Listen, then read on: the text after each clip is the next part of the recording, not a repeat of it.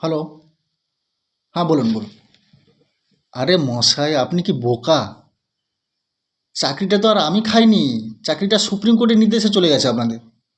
তো আমি কতটুকু খেয়েছি বলুন? বুঝতে পারছেন না, দেখতে পাচ্ছেন না, আপনার চোখের সামনে পার্থ জেলে বসে রয়েছে। হ্যাঁ, টাকাটা তো ওরাই খেয়েছে। না, তাছাড়া আপনারা চাকরি করলেন তো, কিছুদিন চাকরি করলেন তো, পয়সা তো পেলেন তো। আচ্ছা, ও ইএমআইতেও আপনি বাড়ি নিয়ে নিয়েছেন, বাচ্চাকেও ভর্তি করে দিচ্ছেন দামি স্কুলে। আপনারা বেশি বেশি একটু করেন। ও বাচ্চাকে নিয়ে চলে আসো ওখান থেকে, ওই স্কুল থেকে নিয়ে এসে ওই সরকারি স্কুলে খিচুড়ি খাওয়া স্কুলে ভর্তি করে দিই। খিচুড়ি খাবে আর পড়বে। হুম। না না, তাছাড়াও মুখ্যমন্ত্রী বলেছেন তো আপনাদেরকে জন্য। হ্যাঁ হ্যাঁ, ও আপনাদের জন্য কি একটা ঝাড়ুদারের কি একটা চাকরি জোগাড় করেছে আপনার। হুম। ও, তাতেও পয়সা চাইছে? না না না না, একদম না একদম না। পয়সা দেবেন না, ওখানে ঝাড় খেয়ে যাবেন। না, তাছাড়া আমি বাড়িতে রয়েছি, ঘন ঘন ফোন করবেন না, বউ